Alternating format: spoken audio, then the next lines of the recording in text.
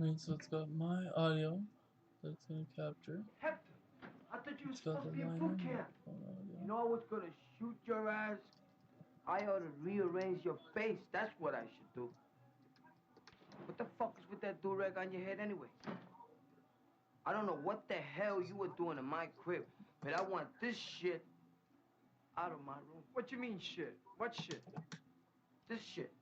Fucking garbage. Hey, this isn't garbage. This is something that you don't get to see in the infantry, my man. People are sick of it. Have you been busted for this yet? Never. Never. This is something that you don't get to see in the infantry. You mean to tell me that I'm busting my ass? I'm sending money home for you and mom? And you're sitting at home doing this shit? And you should be honored a medal for this. Stop fucking around and be a man. There ain't nothing out here for you. Oh, yes, there is. This.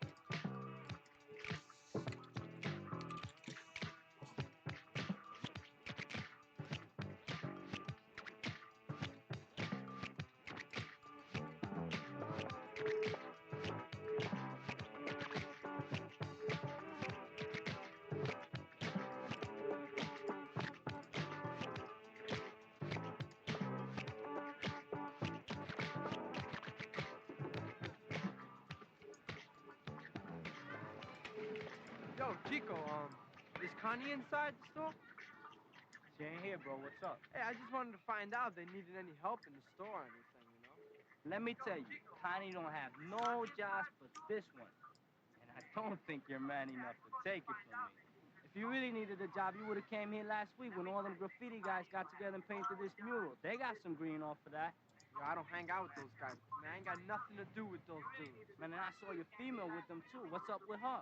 I've been hearing that she's been giving that stuff out to all them graffiti Yo, guys. shut the fuck up, Chico, man. Could paint 3 of those murals for some of that ass. Yo, you won't have a chance in a million, chump.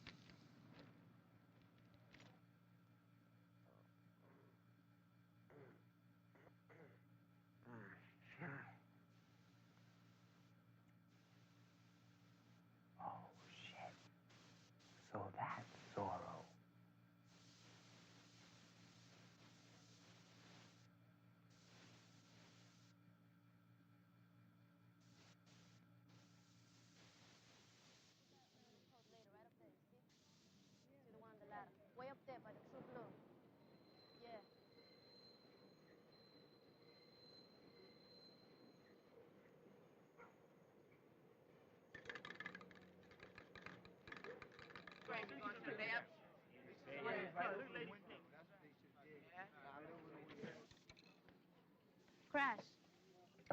You should, like, after you do that, give these over here, these red purple things, a filling again. Because, like, that brick's all so fucked up.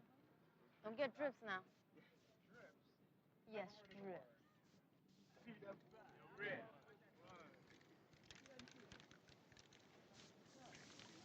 Give me another call, honey.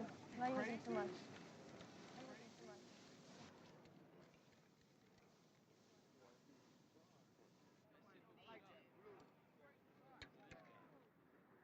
You're gonna give that filling more, right? Hey, Rose!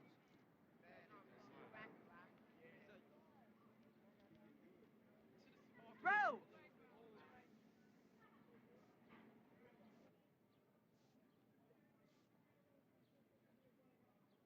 Yo, I see you guys later, man.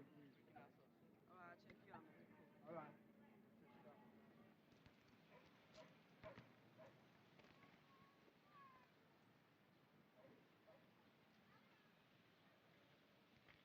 Yo, man, wait up. I just want to talk to you, man. I want to talk to you about the union. What about the union? I don't want to talk about those guys. These guys are making a lot of money, man. I think you should be down with this.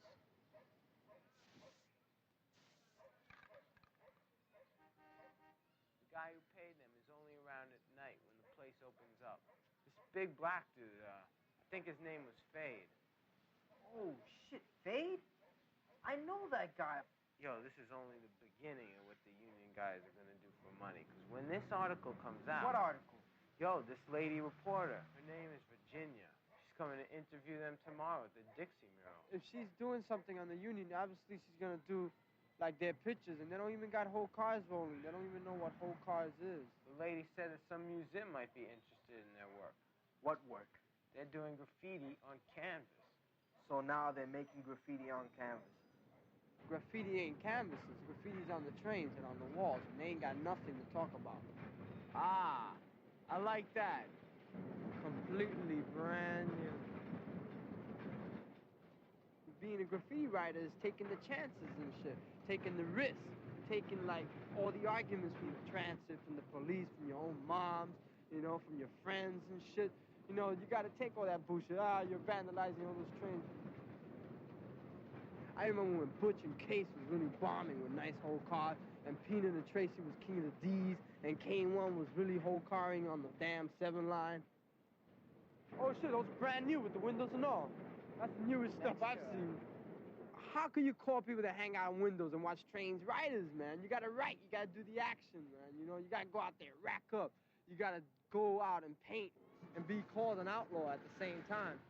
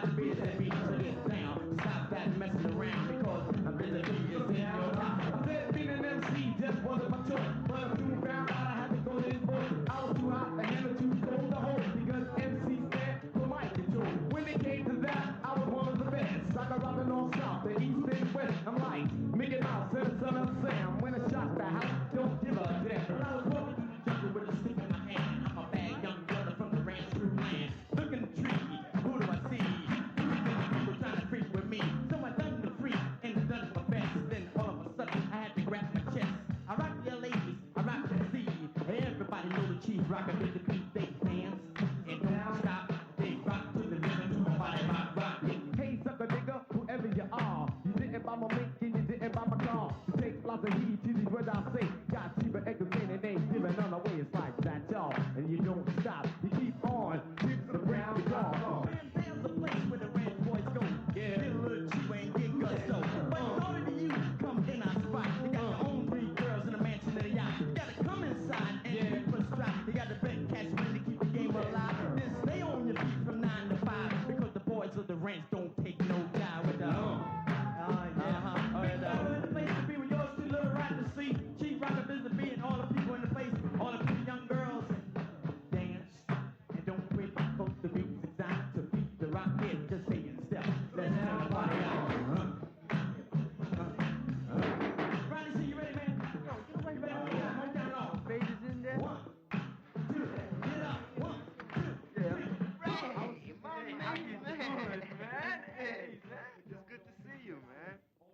got your telephone hooked up and all that? Rolodex, secretary, but I sent her, she on vacation, you know what I'm saying? She out on the island cooling out. And I'm like running things, you know what I'm saying? Just chilling most, man, being a host, coast to coast, you know what I'm saying? You remember that night? We had to climb on top of the train, right? And the train pulled out. Yeah, it's okay, man. I'm still painting, though, man. Yeah, man, you got them nice Zorro whole cars running. Quiet, man, but I know the deal. You're doing this incredible wild style stuff. That's why I was like so happy to see you do that piece outside, man. Nah, I didn't do that, man. What? That's crazy, man. That ain't my drawing, man. Biting your style, man, and they coming out here making money like trying to hustle me, man.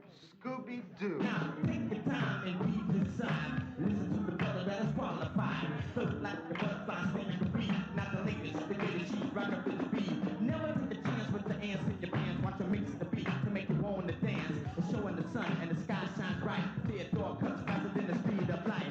I'm not just trying to mess with your mind. Everybody knows he's not far behind. And moving up, moving up, moving up, moving up, moving up, moving up. And they say in the big DJ race, Theodore is running in first place. From the left to the right, he's out of sight. From the right to the left, he is the death. From the front to the back, he's not the whack.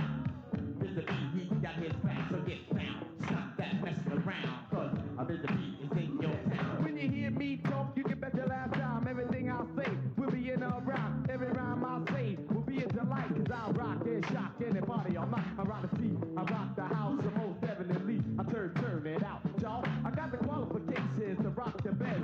No limitations to my finesse. Got the modifications to alterate. I won't write a rhyme and I won't imitate another MC when it's running down rhymes. Cause at the time it's just running down mine. But that's alright because I know someday I put him in check to take his rest away. Cause my name is known from land to land. I'm a super fly guy with the mic in my hand. My name is known from sea to sea. When I'm on the mic, I cause modern history. I'm a mystical, magical man on the mic. When I run down a rhyme, it will be a delight. Cause I'm a mean machine, a master plan. You see what I mean when there's a mic in my hand? Cause I'm an inspiration all over the nation. Young ladies in the day, I'm a disco sensation. Yes, yes, y'all, you don't stop. Yes, give it everything you got.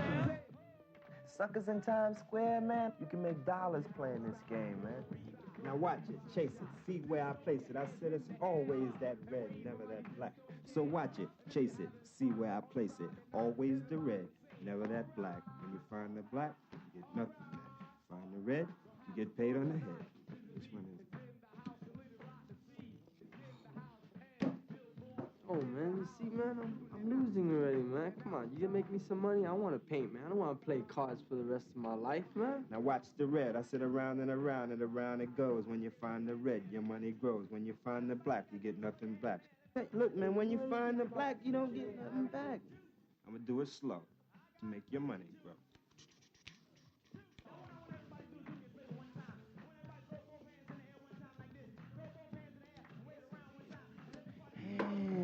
Say y'all say ho! Say I'm number one! Say I'm number one! Somebody say sex! Say and more sex! Say I like it! Say I love it! Say I need it! When somebody, anybody, help me scream! You know about this lady reporter that's coming tomorrow? You serious? I heard that she's gonna make a story on graffiti and the rap scene and whatnot. Hey, man, it's about time we get some publicity for this goddamn rap shit. You know? People rapping, man. Us out there doing art on the subways and making things look all beautiful, man. So if y'all with me one time, help me bring this house down. Say ho! Don't say nothing! Don't say nothing! Don't say nothing! Man, keep them out. Oh, Starsky. Yo, Starsky, come on in, man. What's up? Let's start skating, man. How'd it go? Man. Hey, you see what I got in my hand, right? I got the bubblies. You won. Yeah, I won, man. Out of With sight. these, man. I took my time and rocked the house. You know what I'm saying? Look here. Now we go to the hotel, cool out. I got the limousine outside. I got girls. I got the champagne. We can go have some fun and work it out. Word, we can go right to the house, man. Bet me, you and your man right now. Bet. Come on, let's go. We got girls and everything. Word.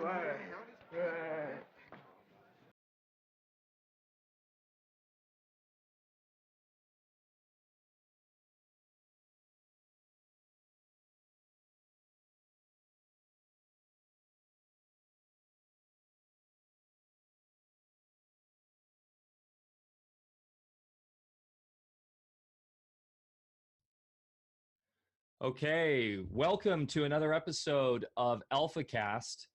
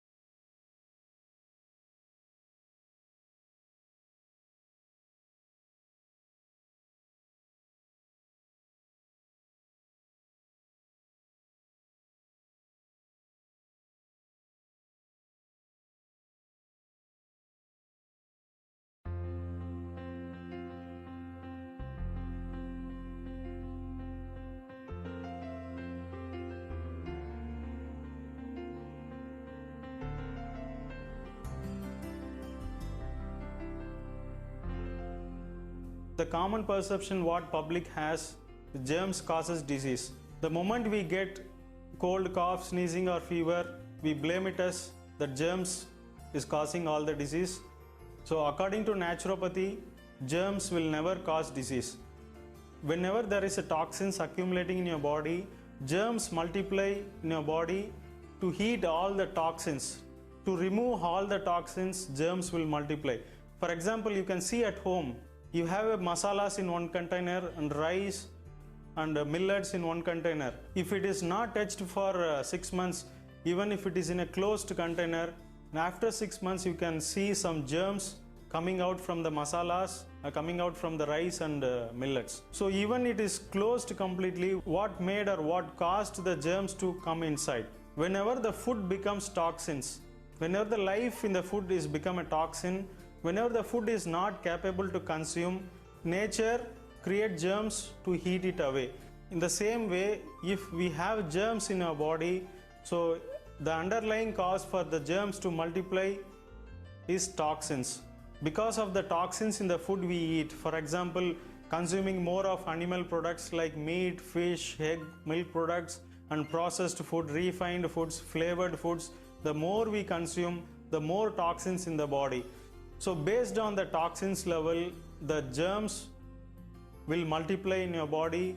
Based on the toxins level, the potency and intensity of the germs will vary. So we should not control or we should not kill the germs by taking antibiotics. We should see the underlying cause for the germs to multiply.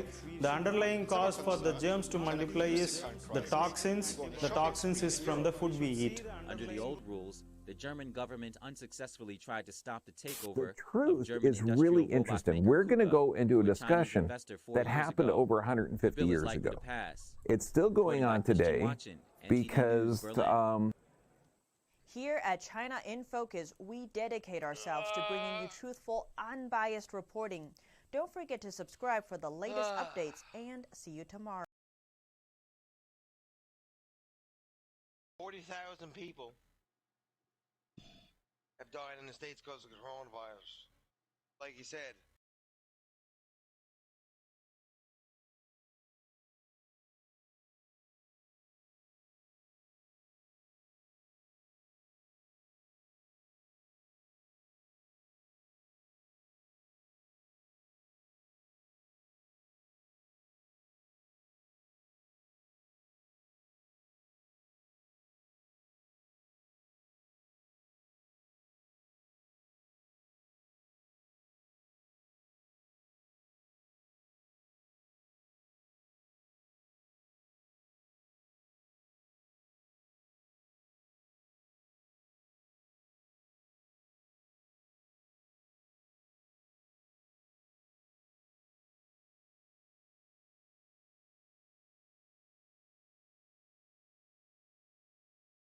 40,000 people.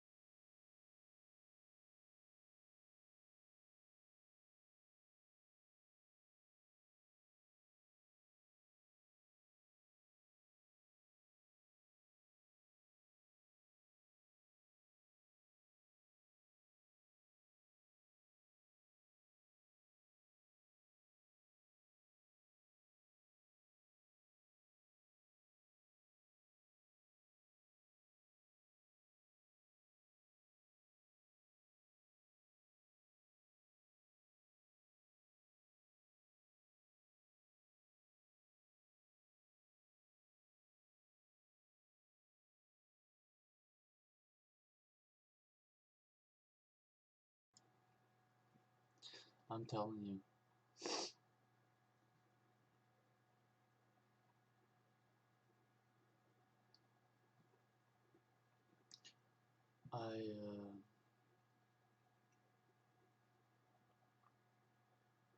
I saw that video of that fucking brown guy talking, and I weirdly wish I still had that. I'm pretty much sad, man.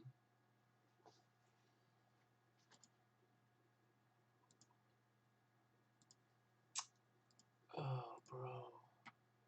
Man, I checked my history and everything. Oh, my God, bro. I have no idea. How's it going, everyone? John.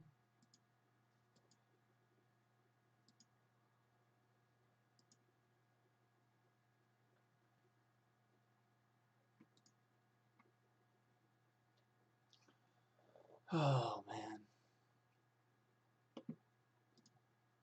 That's actually pretty sad.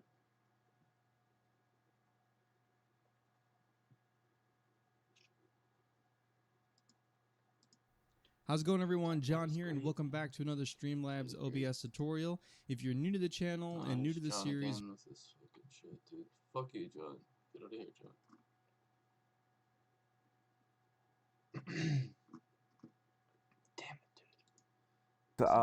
Science is never settled. Maybe it was. Oh, it was this one. This guy. I know.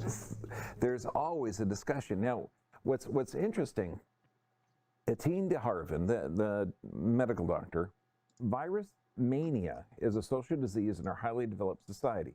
To cure it will require conquering fear, fear being the most deadly contagious virus, most efficiently transmitted by the media. To err is human, but to preserve it is diabolic. This is, now Etienne Harvin wrote many books, okay? Well, one of them in particular was against AIDS, that HIV doesn't cause AIDS. And of course, an AIDS denialist now in our culture is dangerous. But these two guys we're gonna get into. Pasteur is on the left, and Béchamp is on the right. Now, they had different theories about how diseases would occur in the body. Now, figure in the 1800s, they're just coming up with these microscopes, and they can start to see certain diseases. Well, it's interesting because looking at this, Pasteur and Béchamp, which one was right? Or were they both a little bit right? Okay, so now this is going to challenge belief systems, because has anyone in here ever taken microbiology? Okay, yeah, it was really fun. You learned viruses, you saw pictures of viruses, everything else. None of those pictures were right. They were all composites, okay? They were ideas. And what you're going to find out, and I did the same thing. I'm looking, in all the research that I do for this stuff, we're looking at DNA viruses, RNA viruses, and all this stuff that's written down, and you think that this stuff has a scientific backing. Well, prepare to have your belief system challenged. Now, I'm going to have a huge amount of comments that are going to want to crucify me because there is a religion to science. So let's look. There is a religion to science, okay? Yeah, right. Okay, it requires a belief system. But, I would call it a hypothesis. Now, A virus lacks the ability to replicate on its own. A virus needs a host cell duplicating equipment, borrowing enzymes and other moleculars to concoct more viruses. It is not a living organism. It's simply a well-organized molecular parasite. Fabio Marrero, Institute of Human Virology. So it's not a living organism, can't reproduce on itself, and it's almost impossible to see without an electron microscope. And electron microscopes were literally developed in the 30s. But do we see a real viral isolate? You know, of course, you know, in the medical world, you would say yes. 45% of your DNA is viral. Viral. Okay, so how does that work? I love this. The double-stranded DNA is a little virus hotel. Viruses are responsible for two critically important functions in nature: variation and adaptation. Yes, the virus is behind much of what we termed evolution. Many viruses can change in response to alterations in their environment, sort of like a chameleon. So what's the purpose of this? So we have a virus coming into a cell. Okay, now it's not alive, but it does have a certain protein effect, according to these experts.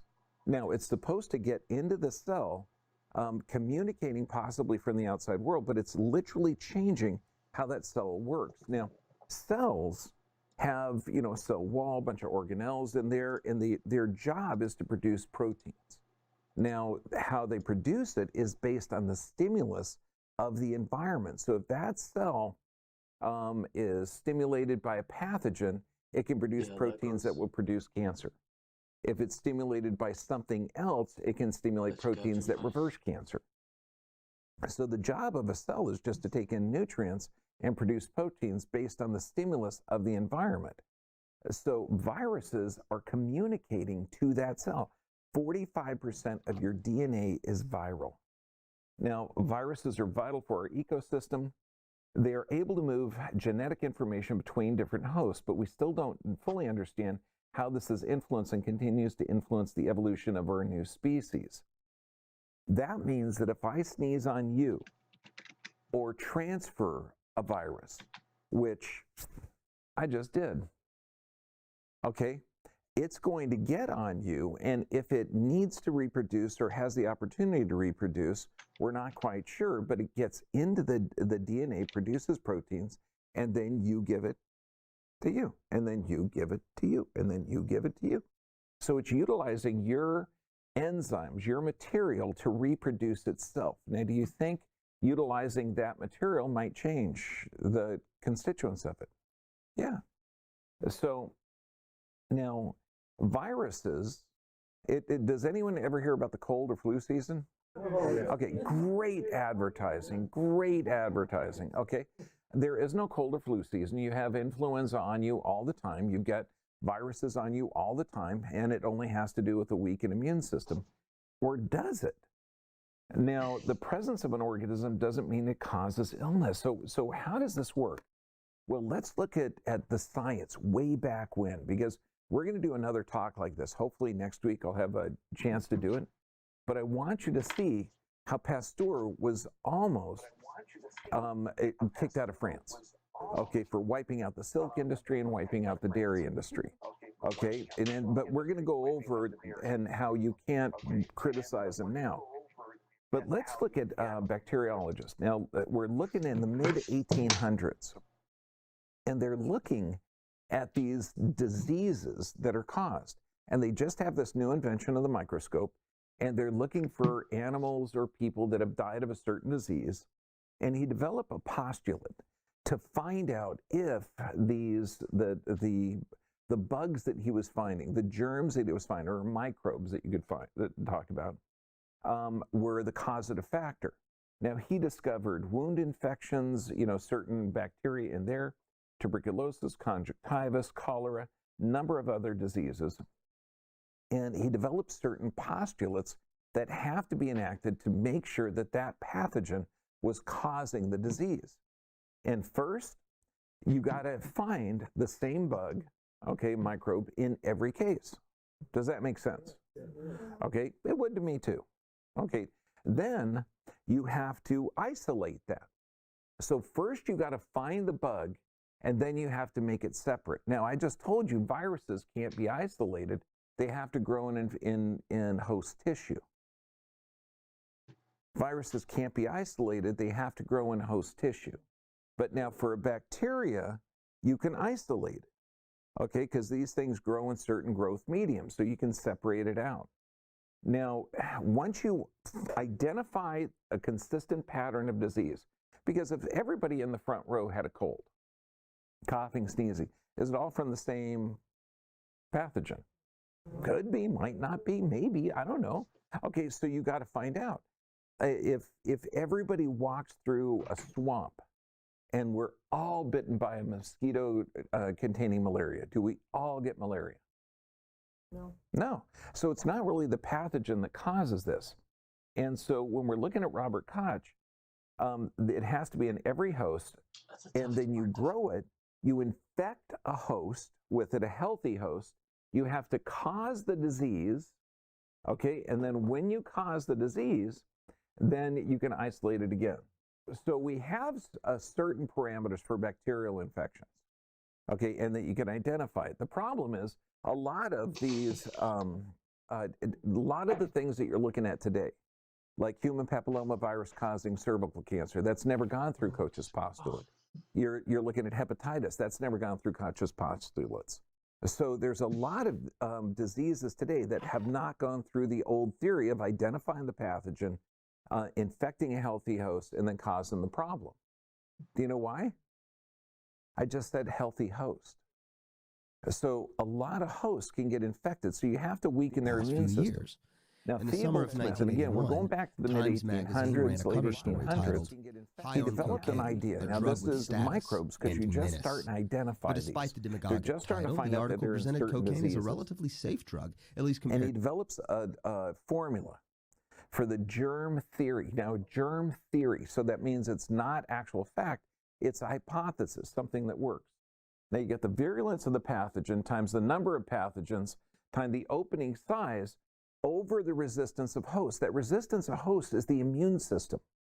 And this is different because you can't really measure it. You can't measure the actual immune system.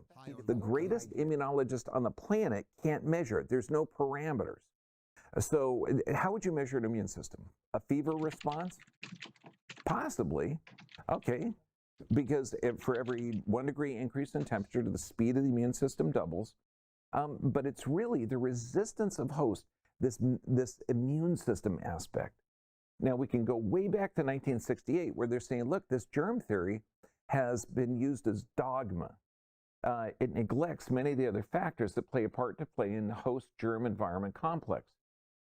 And it's crazy because Pasteur was claiming that it's the germ that causes the disease. If you look at every medical doctor today, or not the smart ones, I'm talking the ones that are promoting the vaccines, you got to get that tetanus shot. And in fact, it was kind of fun because one of our patients, I mean, this guy is brilliant. He's head Hare Krishna priest for all of Southern California. He's a mixed martial artist. This guy is one of the coolest guys you ever want to meet. I mean, he's just fun to hang out with. Okay, so he's a vegetarian. He's washing dishes. He cuts his hands while he's washing dishes on a sharp knife. Okay, now tetanus is a disease of sick farm animals. It's an anaerobic bacterium. It has to be buried in there.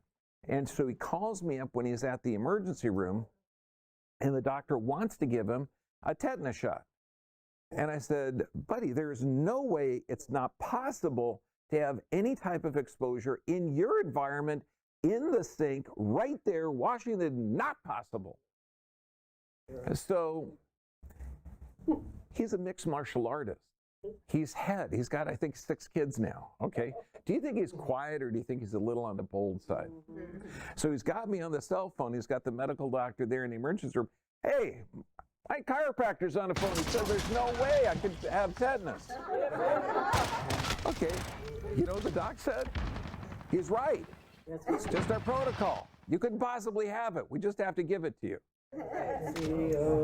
Okay, so we have to look at this. So there are other factors than just being exposed to the germ. Okay, now the British Medical Journal, biomedical model of illness. Again, this is working on the germ theory that germs cause disease. Do they cause disease, or would you have to have a weakened immune system in order to accept it? Now, this guy, brilliant, won the Nobel Prize. And he's talking about, because what is a virus? It's going to be a little bit of a protein because it's incorporated into the DNA. The DNA is just a collection of amino acids in a really cool form.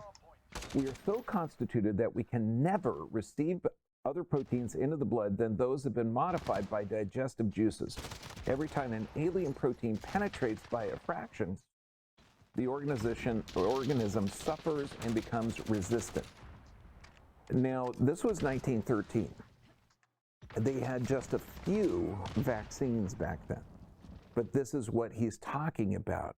When you inject something or expose to a foreign protein, the body can mount a defense.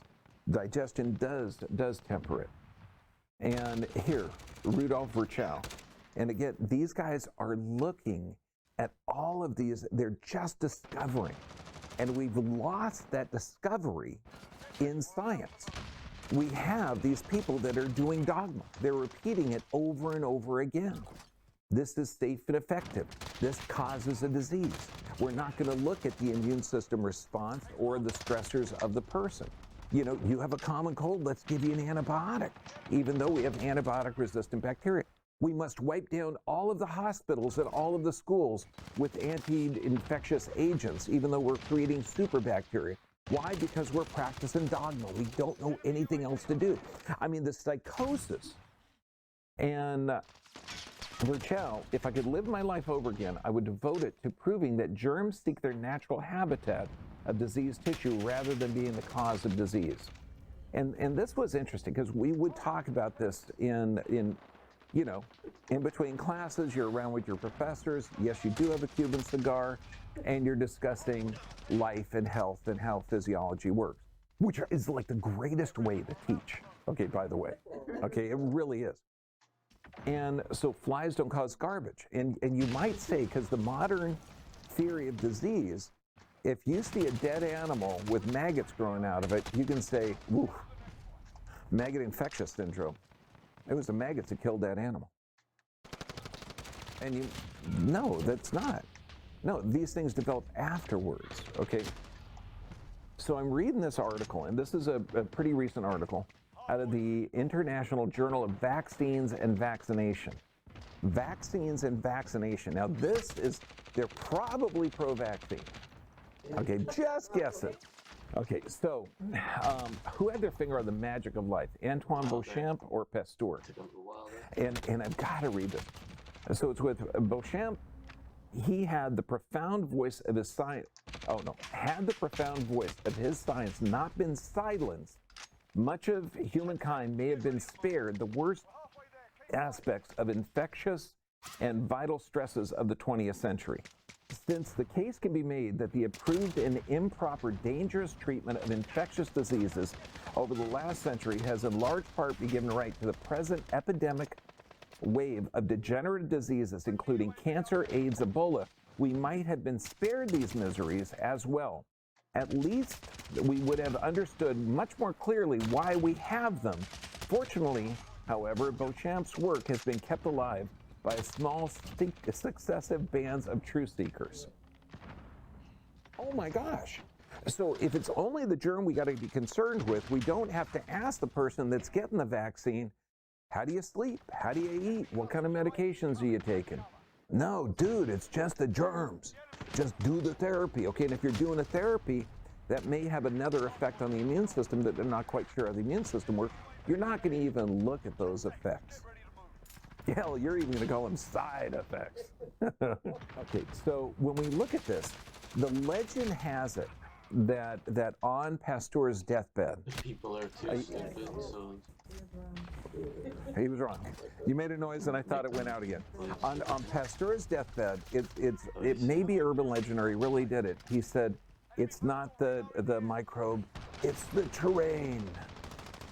So it is. And so this answers that question. If we're all walking through a malaria-filled swamp, that if we all get bit by a mosquito, are we all going to get a disease? No. And now Beauchamp was saying treat the patient, not the infection. So this means we can all have the same infection or the same exposure, but the way the body is going to respond to it is going to be totally different. So we have two great comparisons of the germ theory by Pasteur and really Beauchamp. And disease arises from microorganisms within the cells of the body. So this means that you have physical, chemical, or emotional stressors, certain type of stressors or exposures that's going to weaken you and predispose you to disease.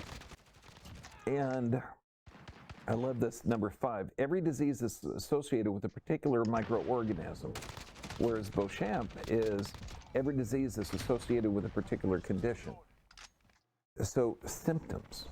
Now it's interesting because this is MedCrave Online, and the adoption. Okay, wait. Oh, I love this one.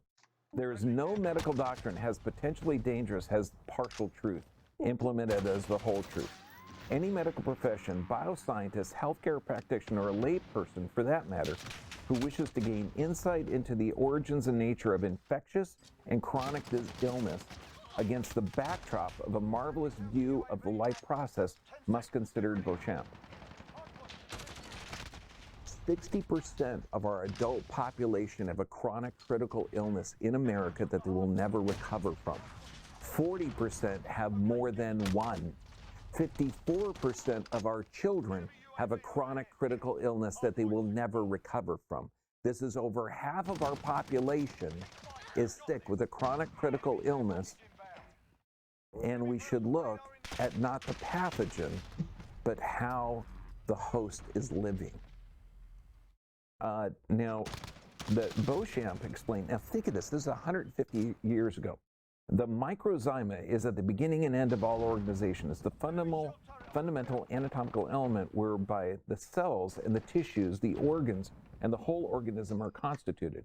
He referred to this microzymas as the builders and destroyers of cells. He always found microzymas remaining after the complete decomposition of a dead organism and concluded that they were not only transitory in biological elements. What they're looking at is they're saying there's some kind of microzymas. We could call it microflora or normal flora or gut flora. How important is that now at the cutting edge of science? We're looking at fecal transplants that help dementia and autism. We have such an intimate relationship with bacteria and viruses, certain pathogens. You can see MS corrected by certain parasitic infections. There's a lot of doctors out there building certain parasites, and we're talking porcine parasites, and giving it to certain kids with autism or brain damage, and it's helping them. So we're actually adding microbes into the body. And just in the last few years, we're starting to see antibiotic resistant this, antibiotic resistant that. And so what does stupid Pasteurians do? Okay, they develop stronger and stronger antibiotics to kill it. And the nature continues to grow when we're living in actual harmony of this. In addition, they carry out vital functions of decomposition. They're the precursors of beings, bacteria, yeast, fungus, which do so. Thus, he clearly presents the idea that the physical life of a higher biologic forms arise and is dependent upon and is recycled by microscopic beings. Simple, immediate proof of dependence is the indispensable bacteria population of the human gut, 150 years ago. Now, when I'm watching this, okay, or reading this stuff, I'm getting goosebumps because I'm thinking, God, this is nerding out 101. Okay, so then I come across a biologist. He's actually a virologist. So now he studies viruses. He studies this, and in fact, he's the discoverer of a megavirus in the ocean. So this guy is really sharp, and he comes up and he's going on the Beauchamp idea, and you know that viruses really aren't alive. and they've never been proven to cause a disease. So he picks on one. He picks on measles. Okay, measles is pretty popular, right? Okay, yeah, why not? Because it's good advertising. Okay, so he offers 100,000 euros to anybody that can prove that measles, and this is still open, by the way, that the measles virus exists and causes measles. 100,000. Okay, and this is in the news. This is everywhere. You know, our kids are getting 2 doses of the measles vaccine, soon to be three, because the first one didn't work, and then they found out, well, you know, we probably need a booster. Now the booster doesn't work, so now they're getting the third one. Pretty soon they'll have them annually. You know, we'll do something weird. But now this guy wins in court. He actually lost because this medical student presented 6 papers that supposedly had proved that measles virus existed. Except when you look at the details, they didn't really prove anything. The federal Supreme Court ruled that the measles virus trial, the first civil senate of the federal Supreme Court, has confirmed the judgment of the higher court rulings of Stuttgart, blah, blah, blah, which had offered as a reward of scientific proof of the existence of the alleged measles virus does not have to be paid to the plaintiff. The plaintiff also has to bear the procedural cost. 5 experts involved in the case presented with the results of scientific studies. All 5 experts, including Professor Dr. Andreas Podolinsky. Hey, look, I've been working since 4:45. Does anybody think you could pronounce this better or faster than I could? There's got to be. Okay, thank God. Good. Oh, man. Okay, fake it didn't make it. Okay, there you go. There you go. Podolinsky. Oh my God. Okay, here. Let's try this again. Come on, baby. Come on. Papa needs a new pair of shoes. Good, that's working. Okay. Podbielski. Podolinsky. Okay, that sounds pretty good. Appointed by the Stuttgart court proceedings, have consistently found that none of the 6 publications which have been introduced to the trial contain scientific proof of the existence of the alleged measles virus. None of the 6 publications. Now, 2 recognized laboratories, including the world's largest and genetic institute, arrived at exactly the same results independently. The results prove that the authors of the 6 publications in the measles virus case were wrong. And the direct result of all measles virologists are still wrong today. They have misinterpreted ordinary constituents of cells as a part of suspected measles viruses. With the results of the genetic test, all thesis of existence of the measles virus has been scientifically disproved. Why will this not be in the American media and not be in the court cases? Because it's hard to develop a massive panic, okay, where nobody died, okay, and there used to be 4 million cases a year. 4 million! Not 1,200 in 8 months. We're talking 4 million cases a year, okay, out of that, 400 died, and that's bad. But in using Beauchamp's idea, we would look at those 400 and look at their terrain. Did they have secondary problems? Did they have colds, flus, weakened immune system, nutrient deficiency? We already know vitamin A can negatively affect your body's ability to mount an immune system response. First, it appeared that Dr. Lanka lost, but he took it to a higher court, were more experts and 2 independent laboratories. It turned out that the proof provided was a composite of several different electron microscopic images. And the composite involved different components of damaged cells. The composite could not be duplicated. The German Federal Supreme Court confirmed that there was not enough evidence to prove the existence of the measles virus. So now, do you think that the medical world is going to take this lying down when the courts actually prove no? So this is what they're doing. Okay, so I just showed you the court documents of what happened. This is what the media is putting out there. Disappointing outcome. Bardens versus Lanka. Measles proven to exist, but anti-vaxxer Lanka keeps his money. Yeah, he's an anti-vaxxer. String him up. Okay, It seems after 3 years of struggle in the court, has reached its endpoint. Extreme anti-vaxxer Stefanenka, okay, yeah, right, okay, who denied the existence of harmful viruses. I mean, look at that one statement. You know, harmful viruses, okay, 2 labs couldn't even find it. The young Dr. Bardens provided Lanka with, so we have the evil anti-vaxxer and the young Dr. Oh, God, I love it. I mean, I'm reading this and I go, God, I've got to present this in a talk. Okay, so the evidence, denied the evidence met his criteria. Okay, Lanka denied. He didn't personally say, look, I think it's full. Okay, 2 labs confirmed it, 5 doctors, okay? So what really happened in court? Even though the existence of the measles virus could be concluded from the summary of the 6 papers, could be concluded, none of the authors had conducted any controlled experiments in accordance with internationally defined rules and principles of good scientific practice. Professor Podlinski considered the lack of controlled experiments explicitly as methodologic weaknesses of these publications, which are, after all, the relevant studies on the subject.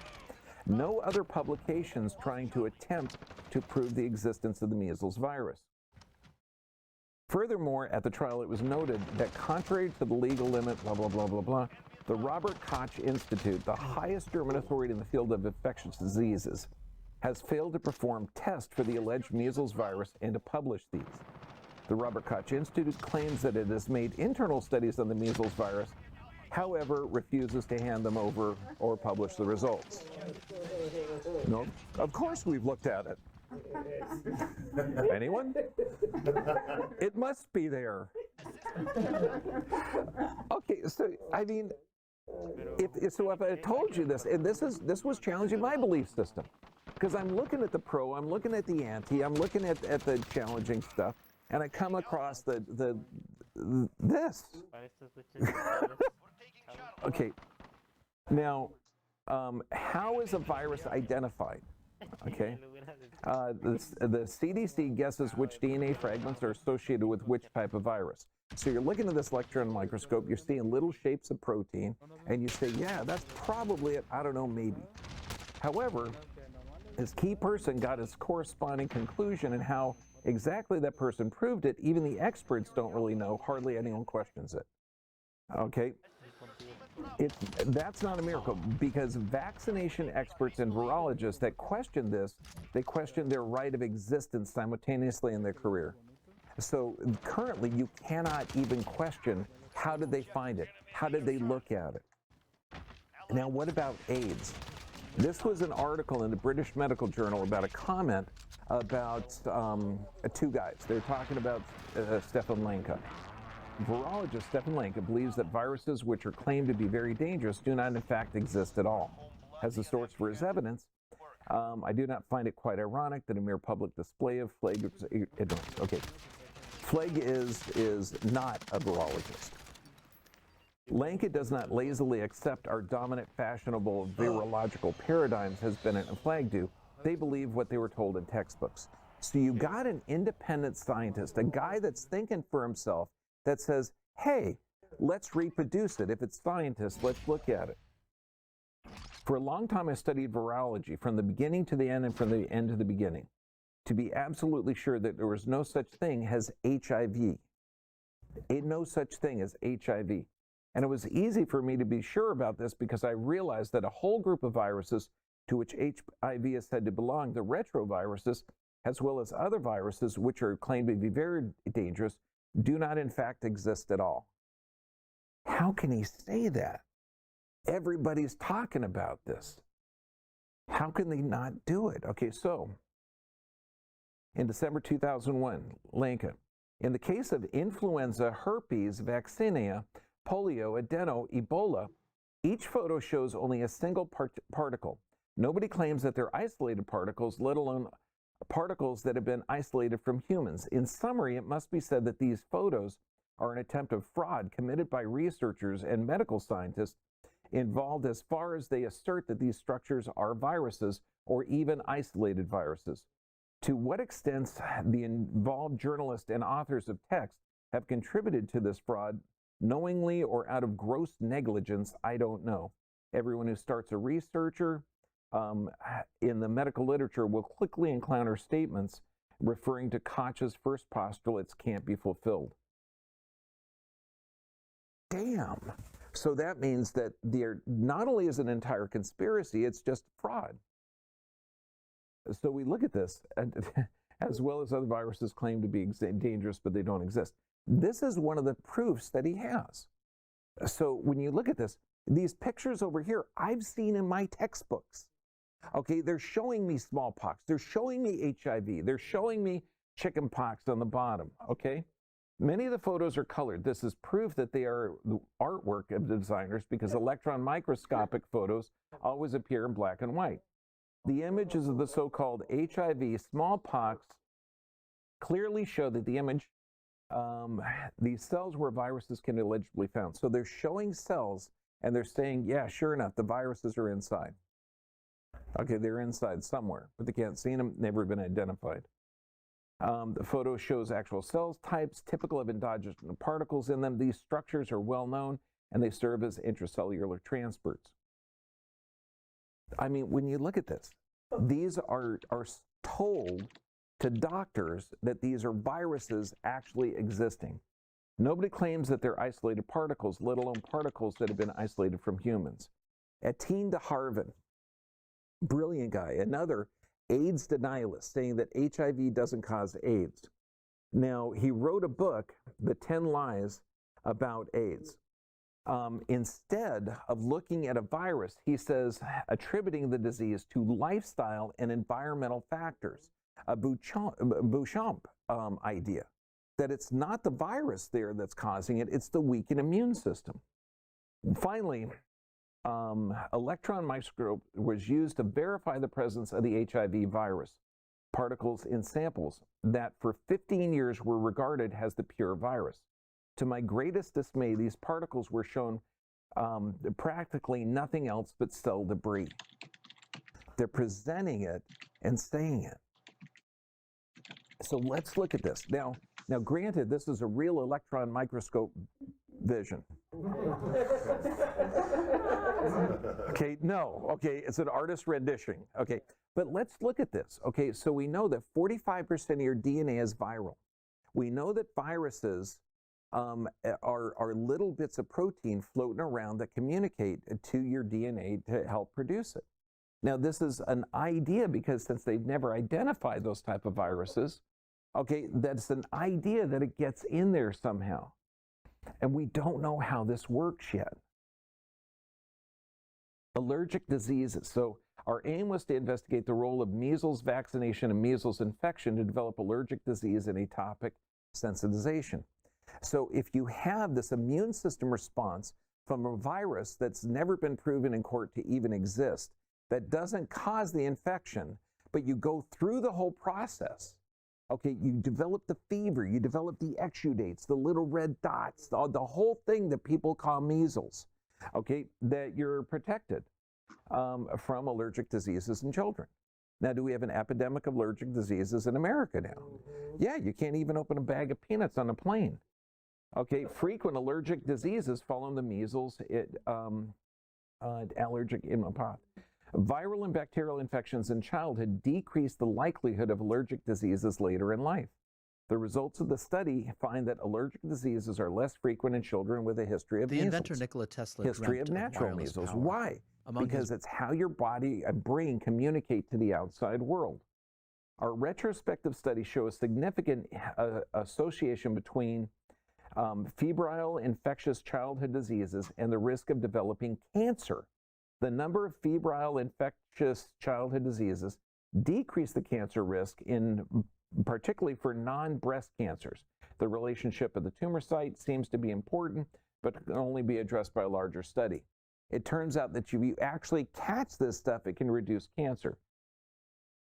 If you're actually catching the measles, so then this is a viral particle that's not alive according to the experts. It's not alive. Okay, it's a well-organized molecular parasite that's transferring information to you and then giving your immune system a workout to protect you to our environment. So you get less, in a sense, I infected the Lannons, who were 2 doors up, according to my sister. Okay, I did. Okay, but at the time, I think it was only like 5 or 6. I don't remember it. So my older sister, my younger older sister told me about this. I'm forced to say that she's my younger sister. It makes sense if you knew my family, okay? Okay, non-Hodgkin's lymphoma, atopic diseases, hay fever, eczema, all of these things, cardiovascular diseases, all of these lessen if you have this communicating protein in your DNA that helps you adapt to the environment. Okay, abnormal measles, mumps, and rubella. So, you know, the vaccines, you're getting a false protein injected in there, can damage the brain. Okay, now, immune system, how does it work? Look at the experts. Gary Fathom, professor of immunology and rheumatology. If a patient were to ask me, how's my immune system doing today? I would have no idea how to answer that. And I'm an immunologist. None of us can. We're messing with something. We're still going back to Beauchamp and Pasteur. And Beauchamp is now saying, is now more honored because it's not just the pathogen. But I mean, just common sense, for God's sake. Okay, you don't do the same therapy to everyone. You don't have the same medicine for everyone. You don't have the same reaction. Why? Because we're individuals. It is the terrain. Everybody here has different physical, chemical, or emotional stressors. It's not the pathogen. It's not the pathogen. Chair Stanford at Davis. It's a lawful lot of moving parts. We don't know what the vast majority of them do or should be doing. These are the greatest immunologists on the planet.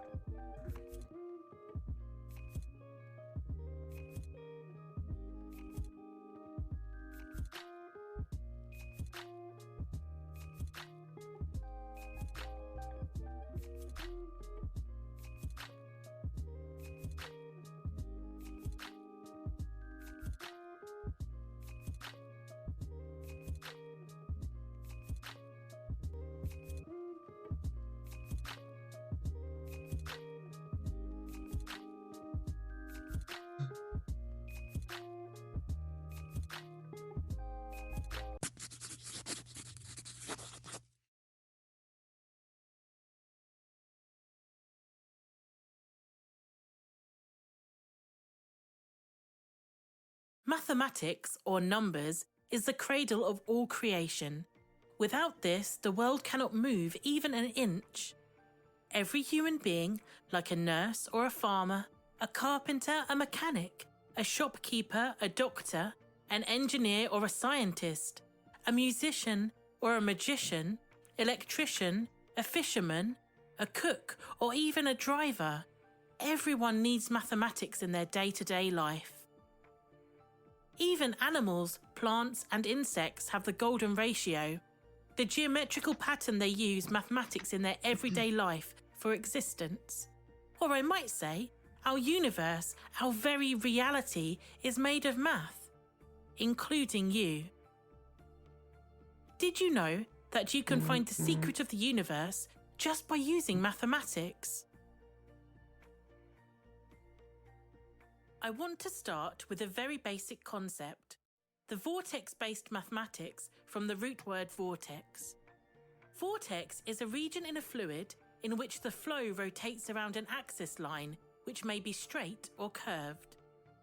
You can see the vortex pattern in all things, like in your DNA, nature, and even in the universe.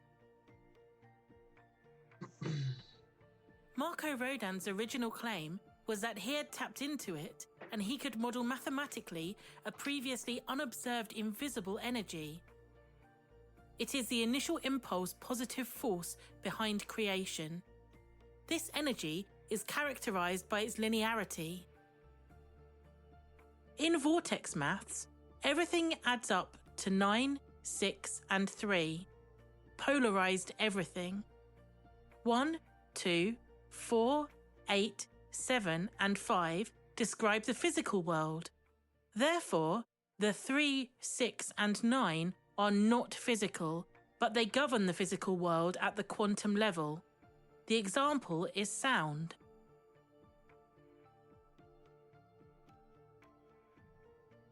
sound releases frequencies or vibrations.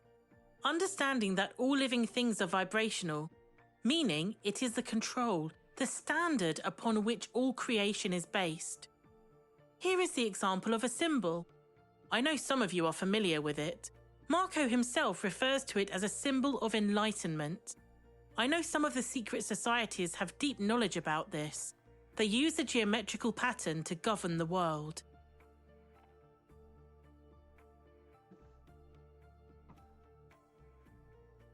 This is a mathematical decryption of the universe. Around the circle, we see all the numbers. We start with 1, 2, 3, 4, 5, 6, 7, 8, and 9.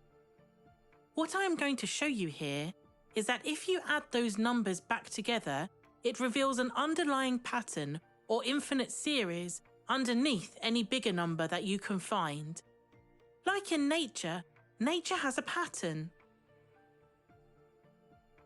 This is a way that you can create all the patterns and you can model a higher dimensional energy. We're going in the clockwise direction around the circle. Let's start with 1. We draw a straight line connecting it to the next number, which is 2. This is called doubling. 1, if it's doubled, is equal to 2. 2, if it's doubled, and we follow the line again, it becomes 4. 4, if we double again, becomes 8. And 8, if doubled again, becomes 16. If we add 1 and 6 together, we get 7. Let's just follow the underlying pattern. So, 16 doubled is 32. Then again, 3 plus 2 equals 5. We can also double the 7. 7 plus 7 equals 14. So 1 plus 4 is also going to be 5. Let's stick and go back to 32. So, 32 doubled is 64, bringing me back up here into 1. 6 plus 4 equals 10. 1 plus 0 equals 1. 64 doubled is 128. 8 plus 2 is 10. 10 plus 1 is 11. 1 plus 1 equals 2. 128 is doubled, making 256. Again, 2 plus 5 equals 7. 7 plus 6 equals 13. And then 1 plus 3 is 4.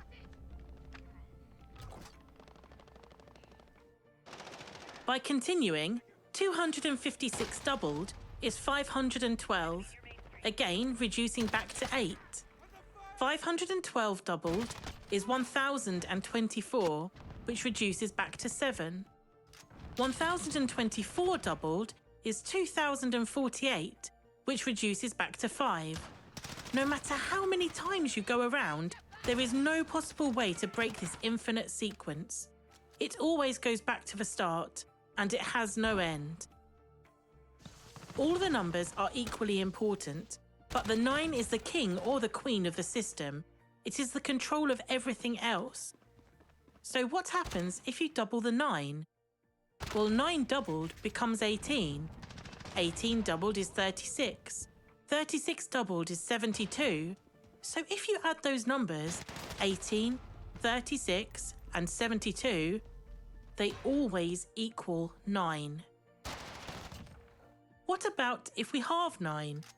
Half of 9 is about 4.5, which equals 9. Half of 4.5 is 2.25, which also equals 9. No matter what I double or halve, the 9 is never changing. It's forming an axis and polarizing all the numbers because, in this system, we're actually able to give polarity. Look at the 6 and 3. Let's find out what happens with these numbers if we get the mathematical functions. 3 doubled becomes 6. 6 doubled then becomes 12, and 1 plus 2 is 3. 12 doubled becomes 24, 2 plus 4 is 6. 24 doubled is 48, and 4 plus 8 is 12. 1 plus 2 is 3. 48 doubled is 96, which comes back to 6, right? Halving would be the same. Half of 6 is 3. Half of 3 is 1.5, which comes back to 6. No matter which way you do it, halving or doubling, 3 and 6 are oscillating back and forth. None of those numbers can do this. Only 3 and 6, just like magnetic fields or a duality. You might be asking me, why is this significant? Well, this is how vibration and motion occur. Energy always moves and cannot be destroyed. Number 9 is the highest energy because it is the answer or source of all motion and vibration. If you've enjoyed this video, don't forget to leave a comment below. Don't forget to press the notification bell so that you're alerted to all my new videos. Please hit the like button and don't forget to subscribe. I'm looking forward to seeing you in my next video.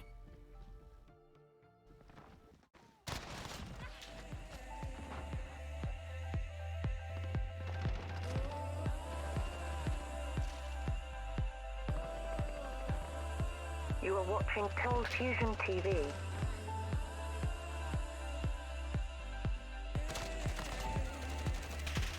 Hi, welcome to another Cold Fusion video.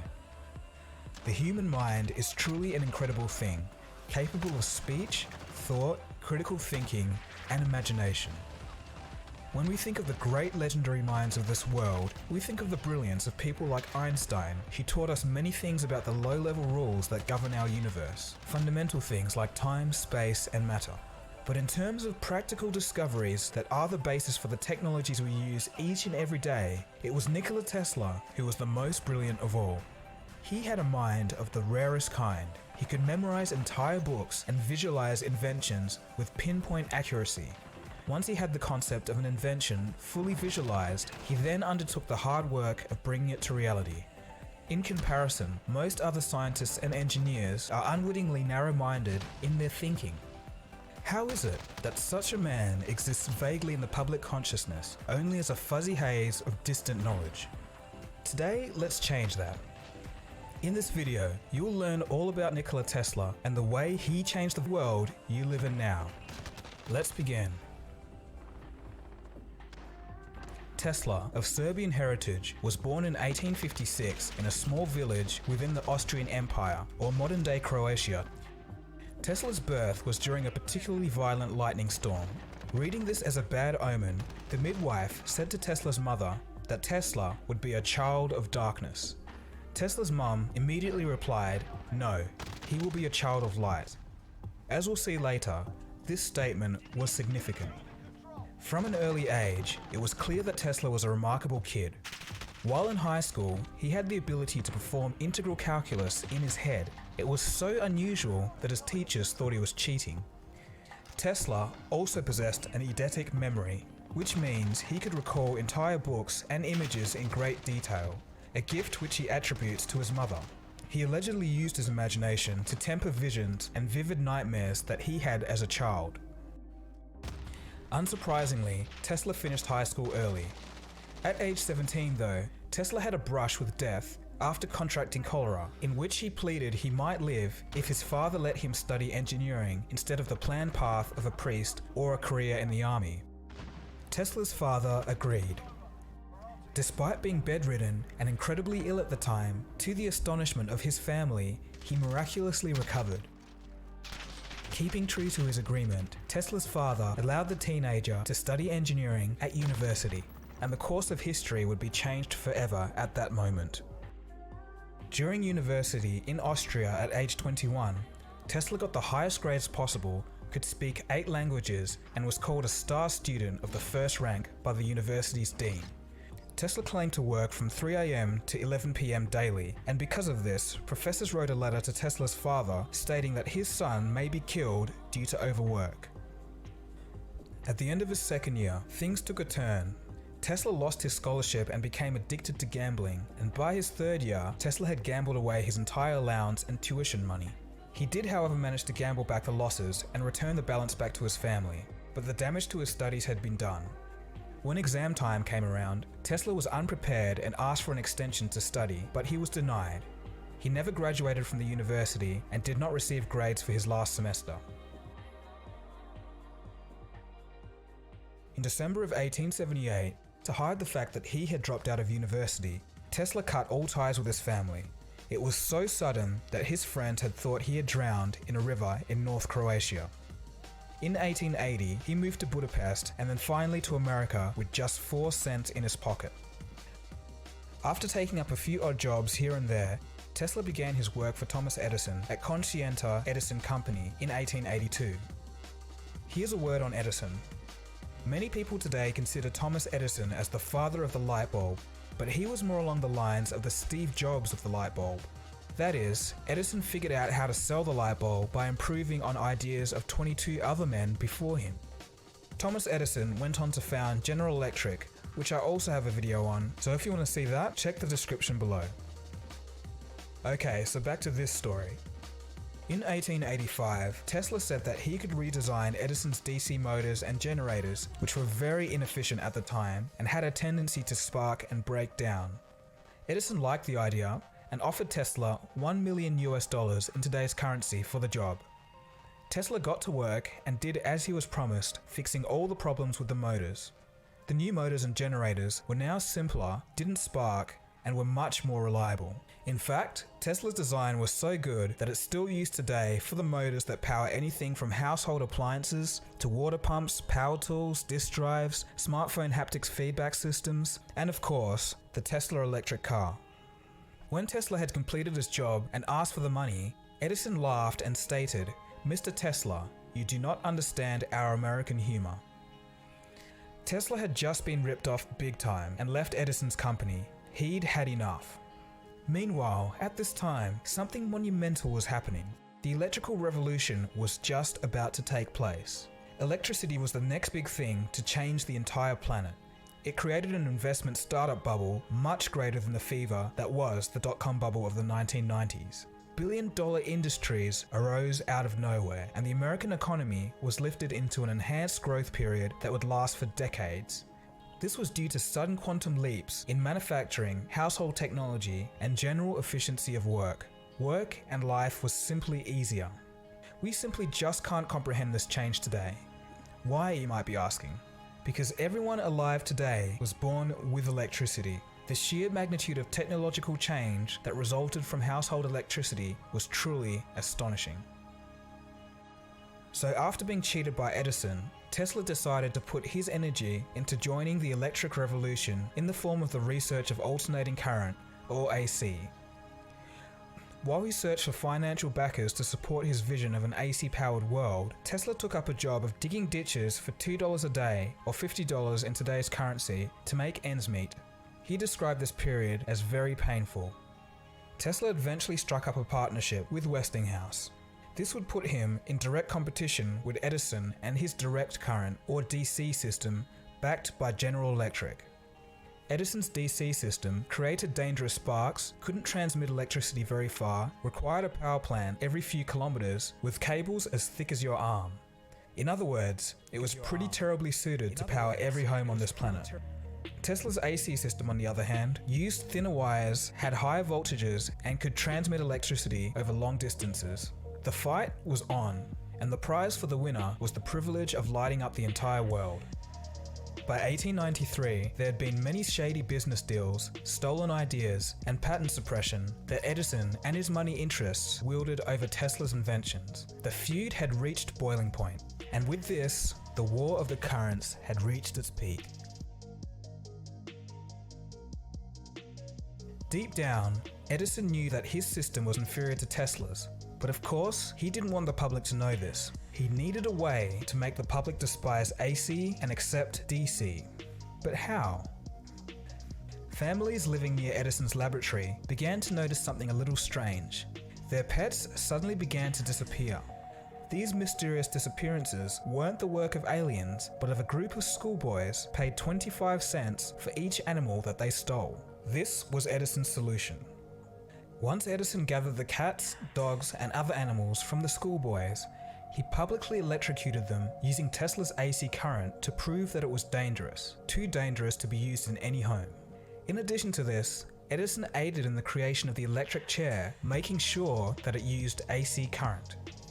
Tesla responded to all of this by demonstrating that AC was perfectly safe by famously shooting electric current through his own body to produce light at the 1893 World Fair. This was checkmate to Edison and a symbolic turning point. As the years went on, AC increased in popularity and became the standard due to its technical advantages. As a result of his inventions, Tesla was shot into the stratosphere of stardom, rubbing shoulders with the most important people of the day. He was universally loved by citizens because he helped make their lives easier. From arriving with just 4 cents in his pocket to now having unprecedented fame, things had certainly changed for Tesla, and his brilliance and hard work had paid off for him. Meanwhile, Edison became more and more despised by others within General Electric and eventually lost control of the company after a series of mergers. With all of that being said, to give Edison some credit, he did invent the phonograph and motion picture camera, so he also has contributed greatly to society. During the War of the Currents, Tesla designed AC motors, generators, transformers, and power transmission technologies, resulting in 25 of the most valuable patents since the invention of the telephone. These designs were so good that we still use them today in all the systems that power our homes, a fact which we take for granted. This in itself was an incredible achievement by Tesla, but he was just getting started. Over the next few years, Tesla would invent a few foundational technologies that drove the 20th century and still hold relevance today. We'll take a look at that in a second, but before we do, I think it's time for a quick break, so grab a bite to eat, get comfortable, readjust, and we'll be back in a bit.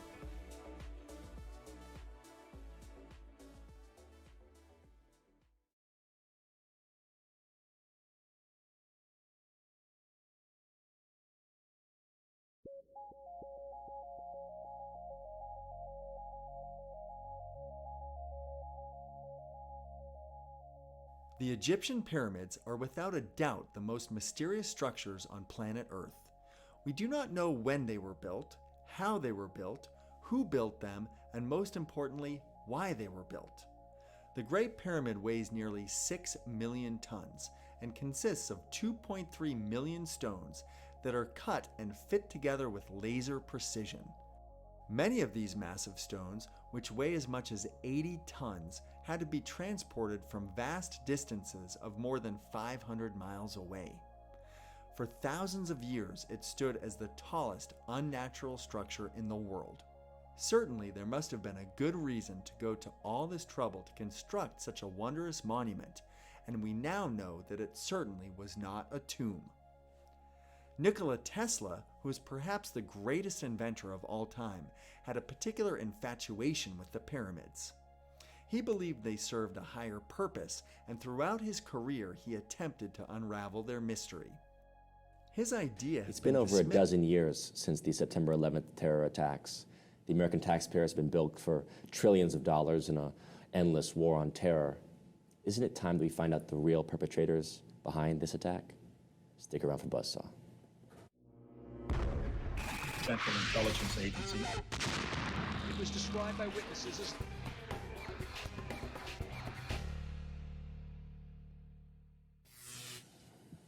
Christopher Berlin used to be an investigative journalist for the American Free Press, and more recently has written 2 books on solving 9/11. He's joining me today to discuss perhaps who the real suspects should be in investigating that crime. Christopher, thank you for joining us. Nice to be with you. To start out, I think we have to ask the basic question, which is, I get asked that as well. Why do you believe that 9/11 is not what the mainstream media and the 9/11 Commission tells us to believe as an al-Qaeda conspiracy perpetrated by 19 terrorist hijackers on airplanes, 4 airplanes that day? Well, it's very simple. First, that the crime of 9/11, in which 3,000 people were killed, was never really investigated as a crime. The evidence was destroyed, for example, the steel at Ground Zero, and what evidence that was remaining was not analyzed. So the person who was supposed to prosecute the crimes of 9/11 was Michael Chertoff, Assistant Attorney General at the Department of Justice. And the FBI was supposed to provide him with the analysis of the evidence to prosecute the crimes. None of that ever happened. Rather, the steel from the World Trade Center was sent to a couple of junkyards in New Jersey, cut into small pieces, mixed with other scrap, and sent to China. And it was sent to China at a time when the price of scrap steel was the lowest it had been in 50 years, which meant that just the cost of shipping it to China was eating up all their profit. So this was a crime in which the evidence was destroyed, and that was done because an analysis of the evidence would have proven early on what we now know, that the buildings were exploded, the buildings were demolished with explosions, and that the perpetrators were not the Arabs on the airplanes, but the buildings themselves were wired for destruction.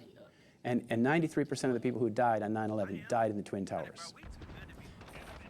Well, so you said, for example, that there was a profit to be made by selling the scrap. Now, who exactly? Was that the owners of the Trade Center buildings that would make profit on that? Well, they called it recycling. And at the time it was going on in 2001 and 2002, the New York media pretended not to understand basically the chain of custody of who was in control of the evidence. But the evidence was first and foremost under the control of the Department of Justice and their sub-agency, the FBI. And John Ashcroft was Attorney General. His assistant was Michael Chertoff, an Israeli national, by the way. And so these people failed in their official duties to prosecute the crimes because they failed in investigating the crime. There was no investigation. So when you talk about the 9/11 Commission report, or you talk about these building performance documents, these reports, these do not replace an official police investigation, a forensic investigation, which never happened. So the destruction of the evidence is itself a crime. And for that crime, you could hold John Ashcroft, Michael Chertoff, and of course George Bush and Dick Cheney accountable because they served beneath him, beneath the government.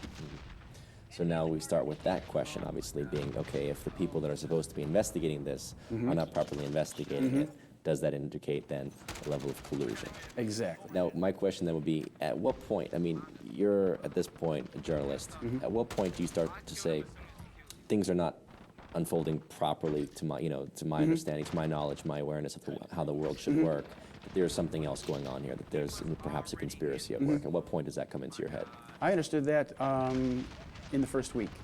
I was in New York City on September 11th, early in the morning.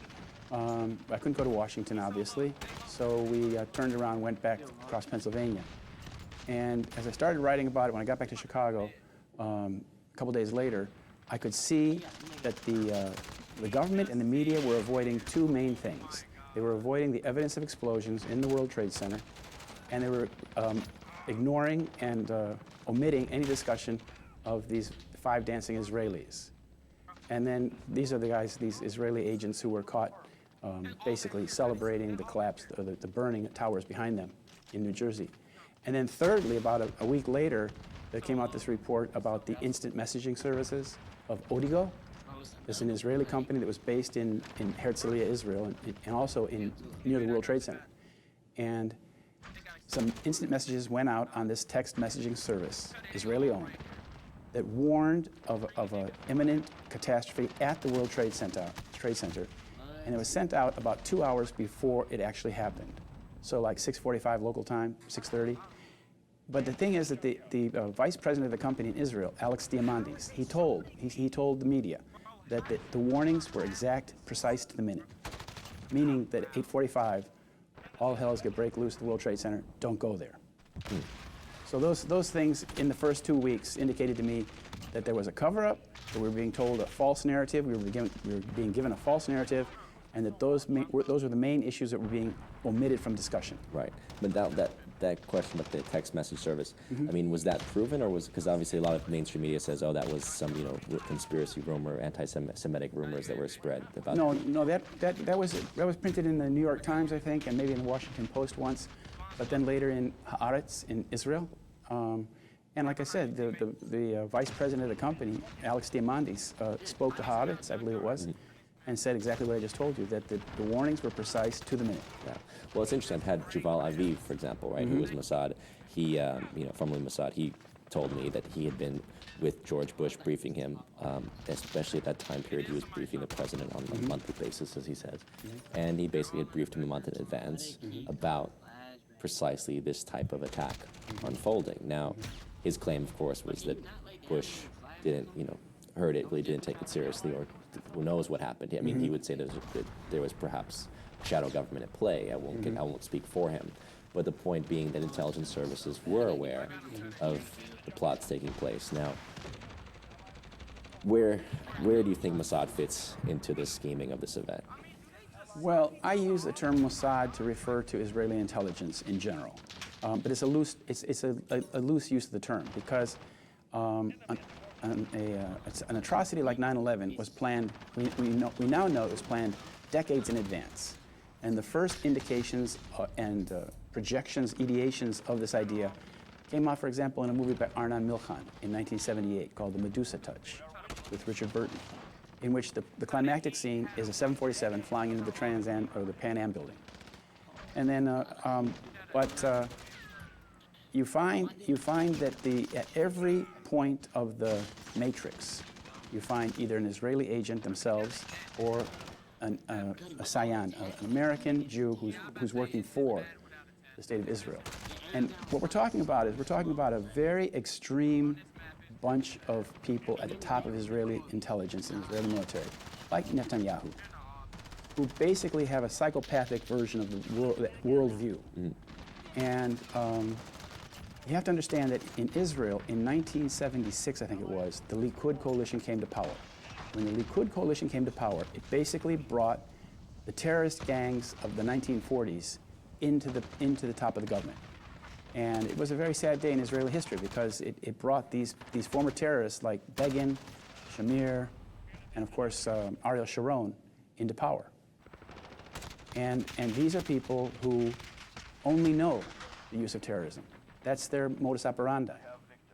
And so, when 2001 began, February, we had Ariel Sharon running Israel and George Bush running this country.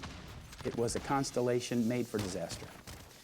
I mean, we've had Paul Craig Roberts on this show, who was former Assistant Treasury Secretary under Reagan, and he talks about the neocon faction. And he said, look, I mean, these neocons, who are obviously, a lot of whom are actually joint Israeli U.S. citizens, right?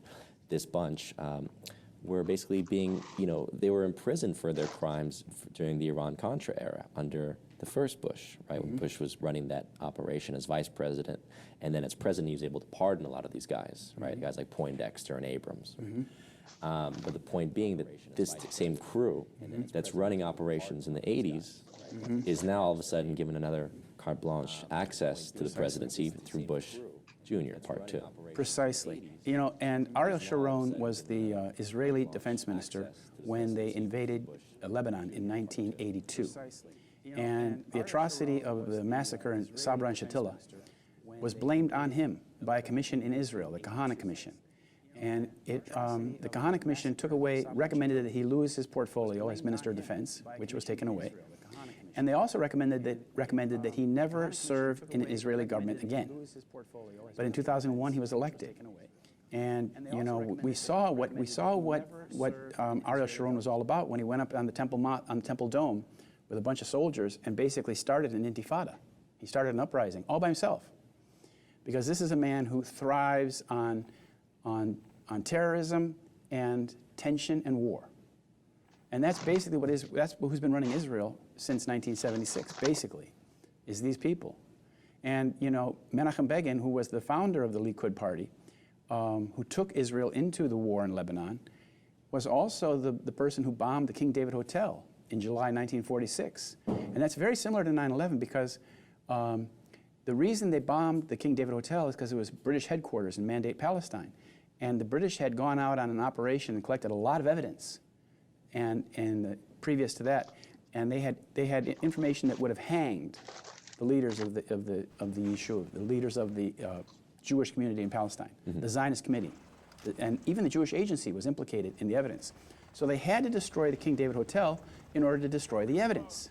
Right. And they have the same thing on 9/11. You have the destruction, for example, of Building 6, the Customs House, where the vault down below the building where all the evidence from the Enron crime and the WorldCom and various gold financial scandals and just all kinds of things like that, big crimes that are being investigated by the federal government, that evidence was carted off the night before.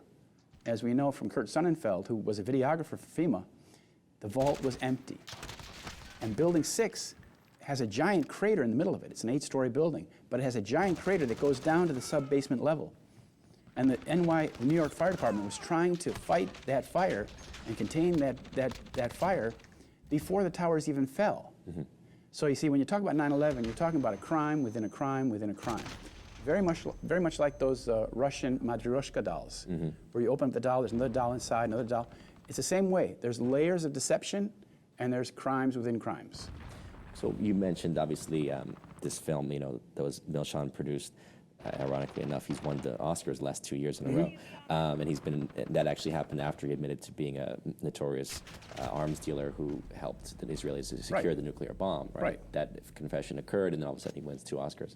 But his film dealt with a terror attack and a plane hitting a Pan Am building. But how does that, in a sense, you say it's a precursor or in a sense a foreshadowing of 9/11, but at what point do you think this attack was staged, and as you say, for covering up what crimes?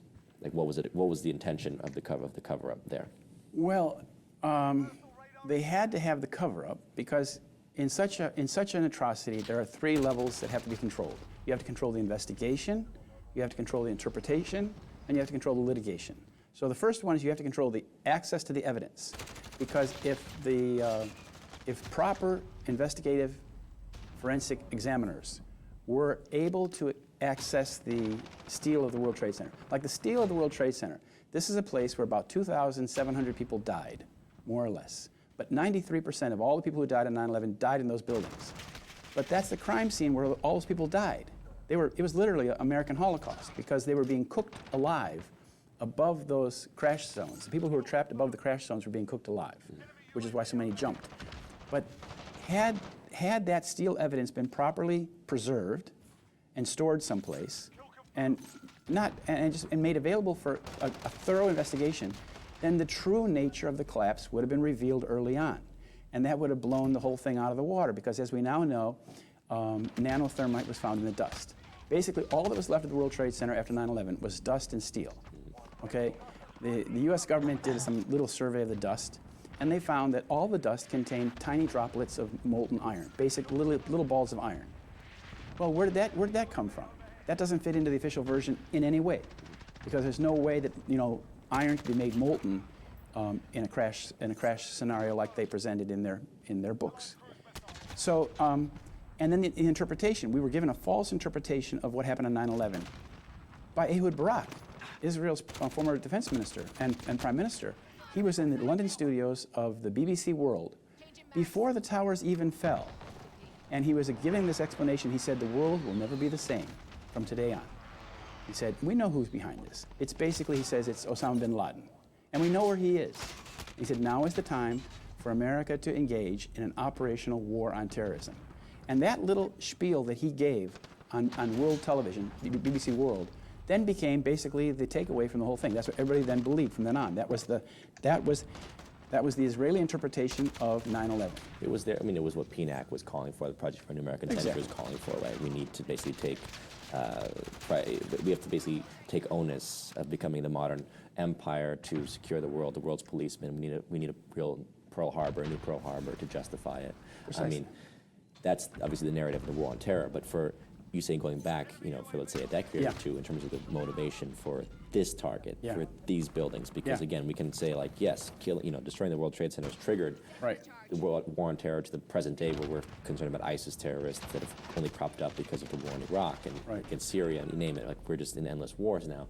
But the point being that why the Trade Center buildings? Why these 3, especially World Trade Center 7? Because that one didn't even get hit by a plane, and they still demolished it. So something must have been in there that they wanted to cover up. Well, yeah, the OEM, the Office of Emergency Management, New York City, they had a hardened bunker on the 23rd floor. The entire 23rd floor was a hardened bunker with resistance to every nuclear blast, even. I mean, basically, and that I think is probably where the people who pulled the pushed the buttons on 9/11 that caused the demolition of the towers, they probably worked out of there. And afterwards, they had to destroy the evidence again. But the thing is that in 1979, the founding head of Mossad, his name was Isser Harel. In 1979, he predicted to an American visitor, a Zionist mercenary, what do you call it, evangelist, a TV evangelist, named Stephen Evans, or Michael Evans. He told him that in 1979, he said Arab terrorism would come to America. And when it does, they will attack your tallest building in New York City. Because he said, for the Arabs, that's like a symbol of your fertility. And he made that prediction in 1979, and 22 years later, it came true. And, you know, in my book, Solving 9/11, I go to the historical, I start from the history, and I explain how Israel has done this kind of thing before. I explain the motivation. I explain also how they were setting up the crime. Well, you talk about false flags, for example, how they've, you know, are notorious for being able to create sort of, whether it be the Palestinians, for example, creating terrorist groups or networks that may either ultimately, like Hamas, for example, many people say was originally, in a sense, not necessarily seeded from Israel, but they did allow Hamas to operate out of Israel proper, right? And ISIS or ISIL or IS, Islamic State. You know, it's, for example, all the videos we're seeing now. Well, first of all, false flag terrorism has now become the new norm. After 9/11, that's the seminal event of our time. But afterwards, like the recent events in Denmark and in Paris and in Kenya, and you know, many of these attacks, most of these attacks are more of the same, false flag terrorism. And so what I recommend to your viewers, is that they read John le Carré's book, The Little Drummer Girl. Because in that book, it was written with the help of the Mossad. They explain in the 1980s exactly how Israel sets up such things like the Paris shooting or the Danish shooting, and how they do it. And 9/11. I mean, for example, the 6 or 7 of the so-called Arab terrorists who were living in Florida all had duplicate licenses issued in their name. You see? So somebody else was going around town leaving a trail in their name. And that's what Little Drummer Girl is all about, how they do that kind of thing. And because, you know, now when we see Islamic State committing atrocities week after week, day after day, what's interesting to note is that all of the videos, the video evidence, is coming out of one little Israeli website called Site Intelligence Group. I think it's based in McLean, Virginia. And the woman who runs it is named Rita Katz. And she was on CNN when the second American beheading video was shown on TV.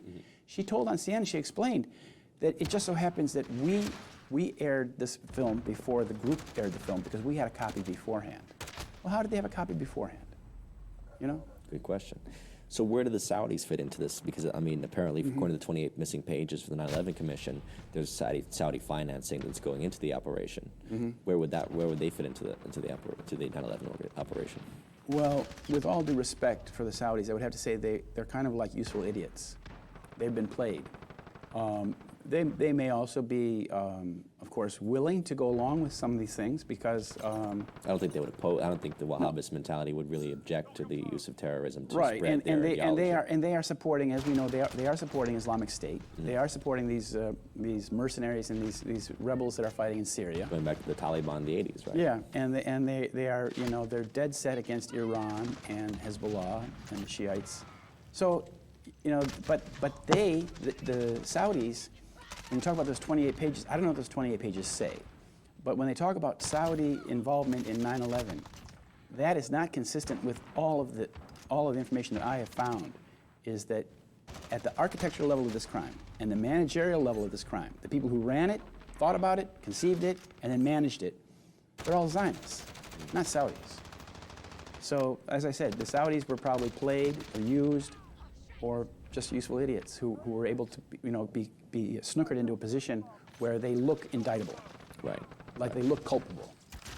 Well, but I think even above the Zionist level, you still have what's the British Empire, which is still a tactical, you know, how do you say, it's a tactical machine. Yeah. You know, the British Empire is the one that formed Israel in the first place. It's the one that created the Saudi Arabia, because Arabia obviously was not under Saudi control before the British gave it to them. Right. It, you know, basically established the modern Middle East. And so they're tremendous architects, going back to Bernard Lewis and his Arc of Crisis policy in the late 70s, right, that Brzezinski bought into when they formulated the Afghan war against the Soviets, right? The idea we can use this radical Islam against, this is historical British policy.